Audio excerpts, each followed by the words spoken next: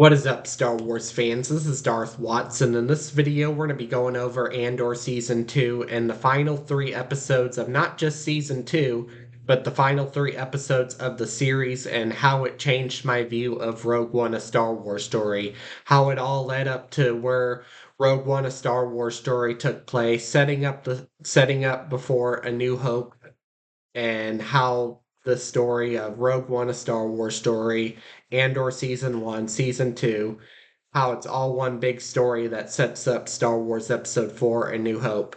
And just a fair warning of spoilers, potential spoilers for anybody who hasn't had the chance to watch Andor Season 2 or the series in general, or just the final three episodes of Andor. But, anyways, enough jibber jabber. Let's get on to Andor Season 2, final three episodes. So, I would have to say, with these final three episodes that we just saw, it really felt like a conclusion to me. I felt satisfied with how the series went and what went on. Even though things didn't go the way I thought it would in Andor season 2, I still felt very satisfied. I was disappointed that we never got to see Palpatine or Vader or any of the Sith Lords involved.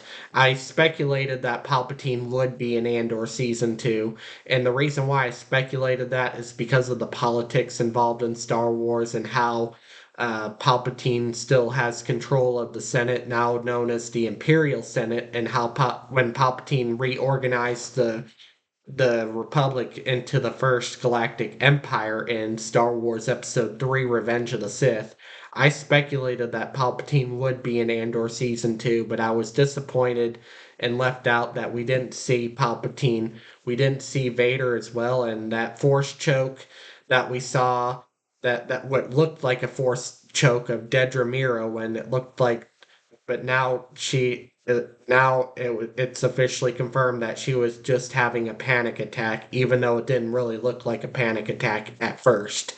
But for Andor season 2, I would have to say that the final three episodes really had me feeling satisfied, and how it all wrapped up, how the story unfolded. We see Director Krennic in the final three episodes, and Director Krennic ends up interrogating Dedra. Dedra violates the rules, and then she ends up getting locked up, which is something that I never saw. I didn't see coming until the final three episodes. I didn't see that coming at all, and I didn't think that Dedra would end up in a prison on Narkina 5, probably a women's facility on Narkina 5, where she'll be in an Imperial prison, probably for the rest of her life. So the character of Dedra Miro is completely done, and I was not expecting that to happen at all in the final three episodes. And we see uh, Director Krennic interrogating Dedra for unreported files, especially with the Death Star. How the Death Star was top secret and not everybody in the ISB even knows or are aware that the Empire is building the Death Star. We also see Cassian Andor more growth, and now that we see him as a rebel for the Rebel Alliance, Luthen ends up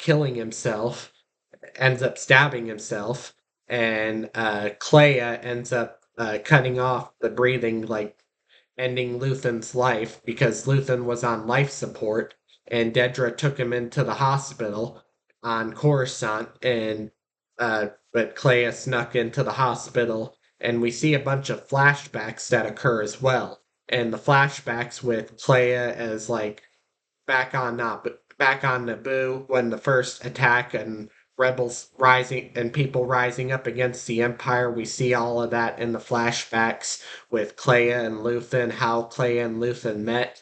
And then that was another thing that I didn't see coming as well.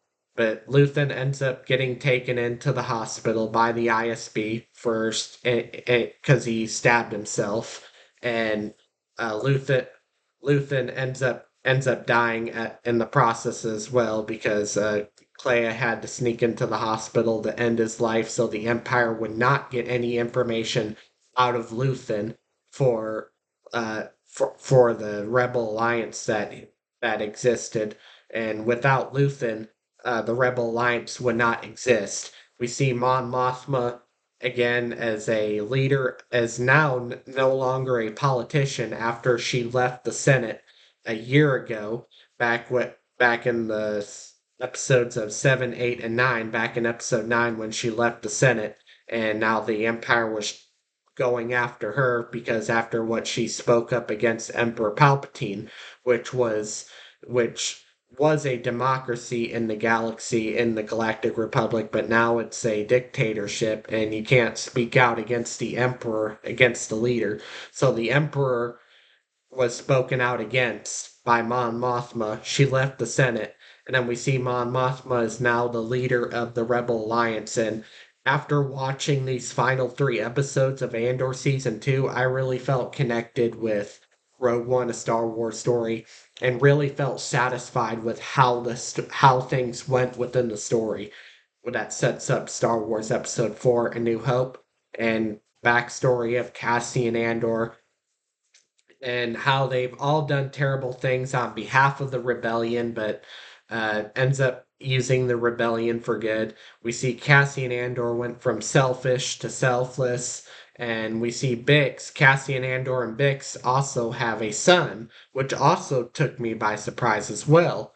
And a lot that happened that really made me feel connected to Rogue One, a Star Wars story. But anyways, that's all I have to say for this video. Do make sure to smash a like, subscribe, comment, and I will catch you all later in another video.